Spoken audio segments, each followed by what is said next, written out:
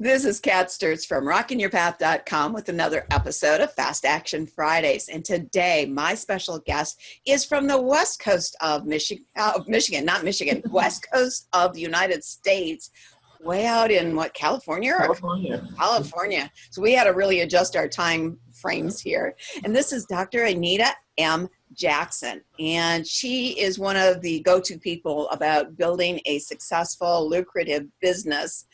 Starting one, getting over those humps when you think you're doing stuff and you're not actually really doing them. And she's going to be sharing some tips on how to actually get in there and get yourself going and rocking that business. Thank you so much for joining me today. I know you went out of your way to be able to record with me today. And tell everybody a little bit about yourself. So, Kate, thank you so much. I'm so excited and honored to be on your show, to be with your audience. I know you've got a global reach here, and I love working with amazing women such as yourself. So, a little bit about me. First and foremost, I'll tell you a little bit on the personal side. I'm a woman who is still in progress. I'm still striving to become unlimited as I really embody and own this truth of I am enough. So that's really it is a part of my message, empowering, mentoring, training women to first and foremost know that they are enough. Second, know that they're also unlimited. And then giving them the strategic tools to becoming unlimited and savvy in their business. That takes them beyond just having a coaching program, to actually having a business that is sustainable, that is long-lasting, that is lucrative, and that's something they can see results in within the next 3 years. So that's my intention. I have a formal background, real quickly. My background is as a marriage and family therapist and an organizational psychologist. So you can imagine I'm trained not to show up. Everybody else. I can put this wall. It's about everybody else. It's not about me. So when I entered into the entrepreneurial world, it really was a struggle. I had gotten laid off from a very lucrative job, and of course I had some money, thought I was going to be fine, and then all of a sudden it's dwindling away. And the next thing I know, I had to figure out, since I'm not able to get a job, which was a divine ordinance here, I had to make a decision. So that's step number one. You've got to make a decision. That word decision means to reach a definite conclusion, that I wanted to be successful. And so when I started into the entrepreneurial world with a lot of ups and downs and backs and forths and just the wrong type of information was given, well, let me say it this way. The right information given out in the wrong order that put me in a position where I wasn't able to be as successful as I am now. So now I'm a TV host, I'm a radio host, I'm a magazine publisher and producer. I have a TV show, I have a TV channel, I have a lot of things in the production world because I am following a strategic plan, which I'm excited to share with you and your audience. I think that's wonderful. And we may not all have your professional background, but each of us has our own little things that can prevent us from moving forward either as rapidly or going as far as our dreams could take us and our goals could take us. And we have to get out of our own way. And I know that's part of what you help people do, in particular women do. Absolutely. And I have to tell you, my journey wasn't easy. This didn't happen overnight. This took years and years of, literally losing everything. It took years and years of changing paradigm shifts. It took years of letting go and surrendering and making some decisions before I came to this point. So I don't want you to think that just because I've got all these things in place, it was an easy road. It wasn't. Oh, exactly. I committed to the vision, committed to myself and to the call that I believe God placed on my life. I am where I am today. And I want to help people do the same. It's time. And that's an important point. This is not, you're going to be into six-figure business tomorrow or next week or next month. The opportunity to grow faster than you're growing right now is there. Yes. You don't have to make all the mistakes or have all of the trials and tribulations that either one of us went through. Right. Learn from other people, but it's not overnight success. It's like the first-time novelist that suddenly has his book picked up for a major movie and he's a big star and makes the New York Times, and that person may have been writing for 30 years as an unknown, and suddenly is seen as an overnight success. Right. Yeah. You really have to, I think what I want women in the entrepreneurial coaching world to understand is you've got to develop a strong foundation for your business to last on. If it's going to be sustainable, if it's going to be long lasting, if it's going to be lucrative. And unfortunately, the coaching world, I think, has this build it in, it will come, or they will come kind of, syndrome or mentality. And I have seen this so many times, fell into this trap myself, that you have a fantastic name. Originally mine was the I'm Enough Institute. So the message was empower women to know that they were enough. And I got a lot of responses to it, and women were loving it and saying, oh my gosh, yes, this is a huge issue. But when it came to a client signing up for the program, and I'm good at developing programs, they went to school for it, crickets. I think I had my first program, maybe 10 women, and that was good, and it was exciting, but then crickets again. And so I realized that, kind of along with what you were just saying, if you don't have the foundation, if you don't have the system in place, it's like a person who has been broke their whole life and they receive millions of dollars from the lottery, and then 2 years later, it's gone. Mm-hmm. Same principle in business. If you don't have the right foundation to hold it, you will not be able to sustain it. And a strategic plan helps you hold it. So and I know what the difference is for me if I were to explain it to someone, but how do you explain the difference between a strategic plan as opposed to maybe a task-oriented action plan? Ooh, that's a great question. So for me, when I create my strategic plan, it's more year-long. So it's looking at who I am personally, who I am strategically, in a sense of what are the elements for my businesses, the different elements, whether it's from, do you have your system in place when you have a client who pays and all of a sudden stop paying? What do you do then? Most people don't even think about that. They really don't. They don't have a system in place for that. Or what happens when your client starts to hit a wall and they become resistant? How do you deal with that? Do you even have a growth opportunity? If you're just now offering, one-on-one coaching, do you have in place something that moves you to the next level? So my strategic plan is not just task-oriented. It's very vision-oriented. It's very future-oriented. It's very, it aligns with my values in a sense of, one, I don't want to work hard. I want to work smart. I don't want to be working, 7 days a week. I only want to work 3 if I can make it. Right now it's 4. I'm trying to work it down to 3 days a week. So I've got to create a strategic plan that allows me to make that happen within a certain time frame. So I have my year-long, 6-month, and then I have my 90-day, and I don't have my week, to be honest with you. But I know what I'm doing every single week. Yeah, that's great.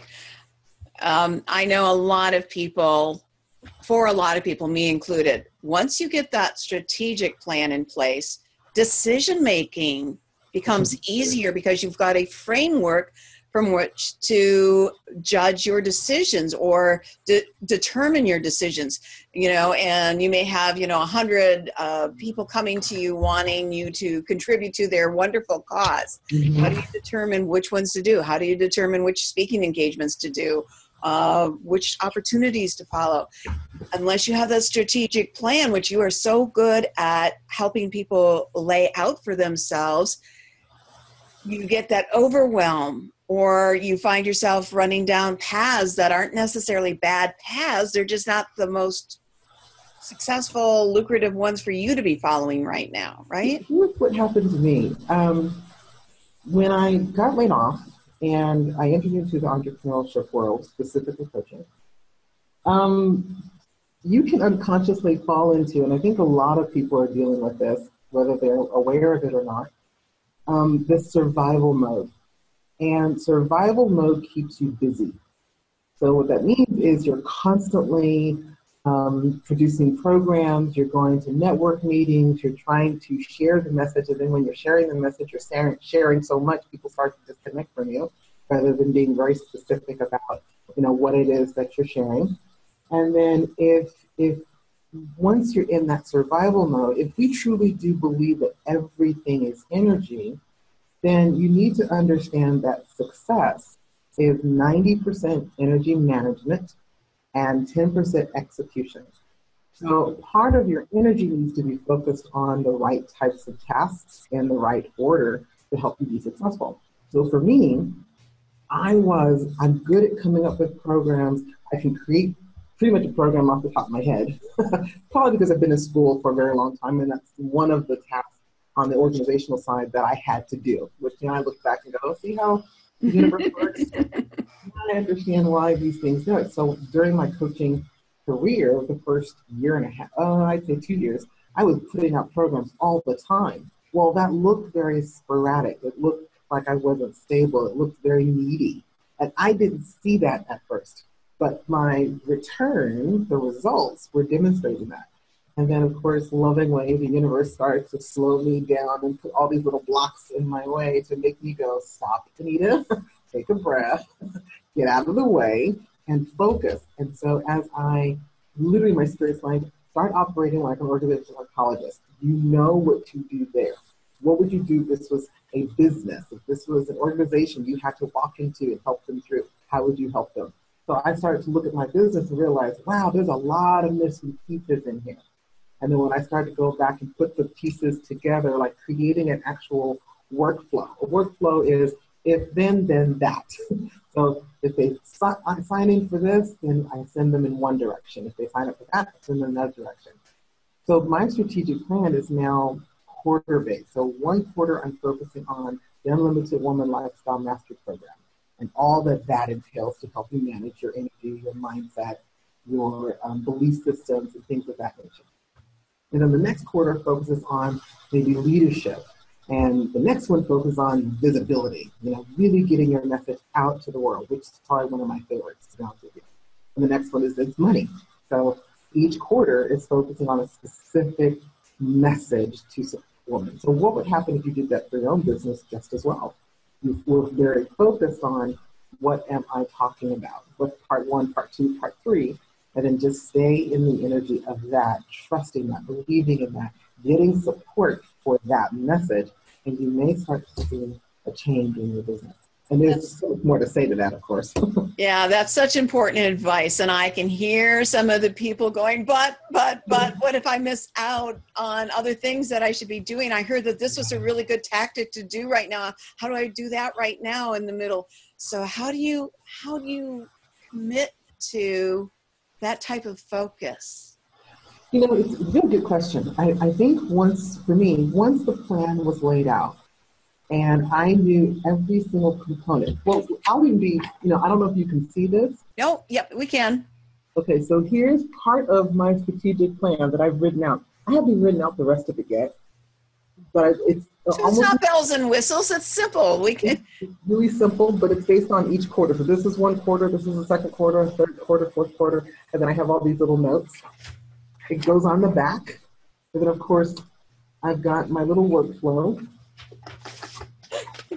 Mine too. I write all the time. I'm writing strategic. And then we didn't plan that, folks. That just happened. No, yes. but I'm visual. I'm a visual learner. So I need to write things. I'm a kinesthetic learner. So I need to do all of it. I need to see it, speak it, walk it out, all that kind of stuff. So when I write it on a piece of paper, if you really want to see the strategic plan, this may actually cause somebody to think she's crazy. All right, here we go. That's how I really write it out. Oh, almost like a mind map, which I love. And I do that on a. That's behind me on that wall right there, behind my little white thing covering up my whiteboard. And so I did that for 4 of my programs and wrote it out very specifically for the quarter. Like, this is what I want everything, where I want to lead them to. Ultimately, the end goal is I want them to either be a part of the Unlimited Woman Network, which is an online community, outside of Facebook, so it's more intense, it's more focused, it's more intentional, it's more high vibrational. You're learning a deeper level of content. And then the next goal I want to have them end up is either a part of the academy, which is really business focused. And the academy is a 10-month program where it takes you through the step-by-step processes in order a long-lasting, sustainable, lucrative type of business. And so I just think we need to get back to the real truth of running an online business is you got to have all your ducks in a row. If you want to lower your stress and increase your profit, create a strategic plan. And I think actually do less, not more. Exactly. Now, at what point did you realize that was working for you? When I started to get more speaking engagements, radio, live events, TV, telesummits, I was getting maybe one or two. Now I get them regularly now. I actually got probably 2 last week. Checked my email this morning, got another one.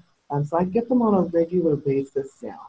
And that helps build my visibility so I can share my message. And your credibility, your authority status. Exactly. And you already know this. In order to really get the clients, you have to be visible. They need to hear you, see you, and connect to you on a regular basis.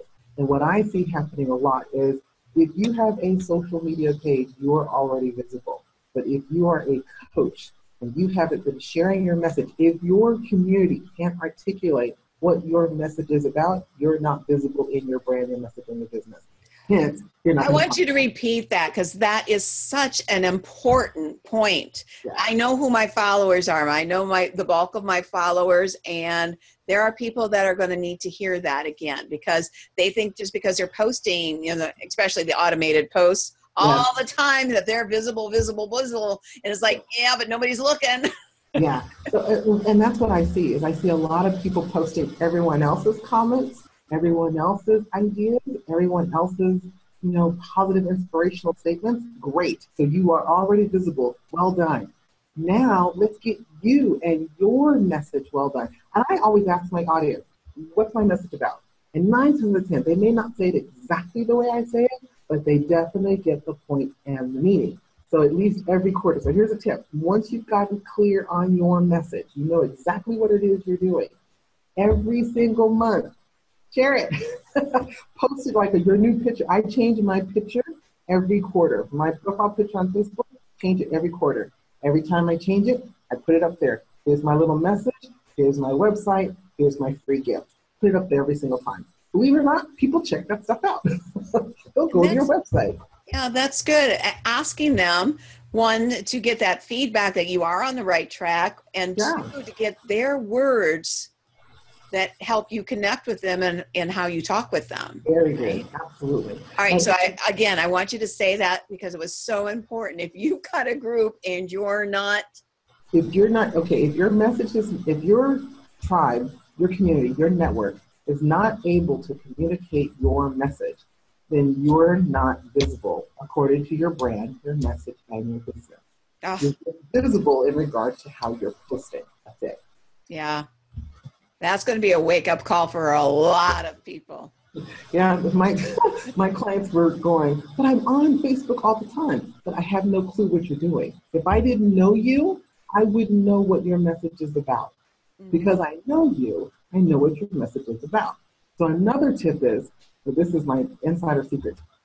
Once you've identified your message, create at least 20 positive statements that are yours. And then go to Canva, www.canva.com. Canva is designed to help you create beautiful professional posts on all the social media platforms. Put your little quote up there, put your name on it, put your website on it, and then share it. Now people start to hear your message. It's that simple. And it's free. Good Lord. I know. I even make the Fast Action Friday promo template there with your lovely picture on it. That's out of Canva. It's not that hard. I think people are just making it hard because it's all in their head. There's a lot of us grew up with earning money takes a lot of hard work. Well, I did too, believe it or not, and I have to agree. It's easy for me to make money. I think making money is easy. Go to a job, put in your 9 to 5, you're done. Earning money is very different. There's more strategies to it, and it's a lot of inside work before you do the outside work. If you'll remember, earlier on I said success is 90% energy management and 10% execution.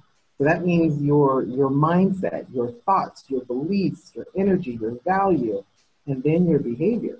Those things have to be in alignment and working together in order for you to be successful. And most of us aren't in alignment. Oh, I get that. And people are going to say, what does she keep looking at? It's like, I'm writing notes, people. You ought to be writing notes too. Rewind this, listen to it again. All right. So I know you've got like 4 simple steps to do this, and they are the broad steps to do. And then you take them into actually doing them. Well, I think there's really different levels. There are 4 levels, really. So the first level is... Go ahead. Well, I think, like you were saying, the first level is you really have to be grounded in who you are. And what I mean by that is you've got to have the right I am enough, unlimited woman state of mind. And believe it or not, that's not something you can develop on your own. You develop the mindset you have now in relationship with your mom and your dad and your family and all those around. That's how you think. The way you think now is because of your environment.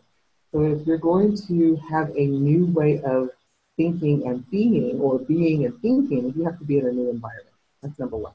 Number 2, you really need to develop, I would say, your business IQ.